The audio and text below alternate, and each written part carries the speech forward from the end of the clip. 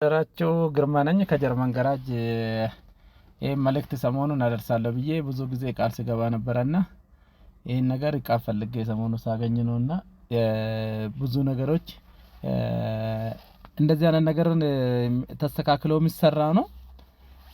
በነገራችን ላይ የምታዩት አኩሙሌተር ይባላል። የታችኛ ሙሉ ኦይል አጠራቅሞ የሚይዝበት ነው። የመኪና ከፍ ዝቅ የሚደረግ በዚህ ኮንትሮል ነው። አራቱም እግር ላይ ይገኛሉ።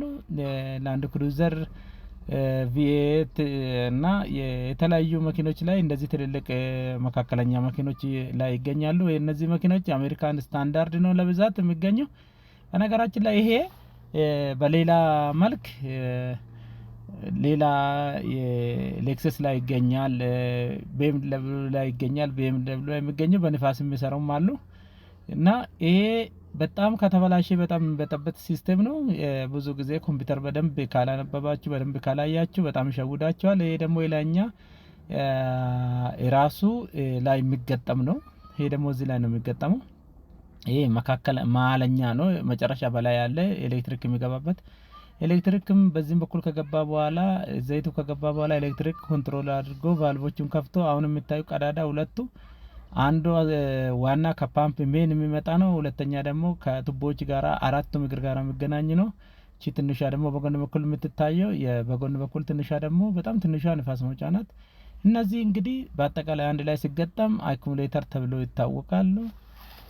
የላይኛ ተፈቺ ደግሞ ይሄ ደግሞ ኤሌክትሪክ ነው። ኤሌክትሪኩ በኮምፒውተር ኮንትሮል የሚደረግበትና ወደ ሌላ የሚሰራጭበት ኮምፒውተሩ ላይም ፓምፕ ላይም የተለያዩ አራት እግር ላይ ከዚህ አንድ ላይ አንዱ ይዞርና ይገናኛል። በዛ ኮንትሮል ተደርጎ ይገናኛል። እዚያ ላይ ከተገናኘ በኋላ ወደ ሳይንስ በሚያዘው በኮምፒውተር አማካኝነት ተንቀሳቅሶ ከሜን ፓምፕ ኦይሉን እየወሰደ መኪናን ከፍ ዝቅ የሚደረግበት በእነዚህ ሳይንስ ነው።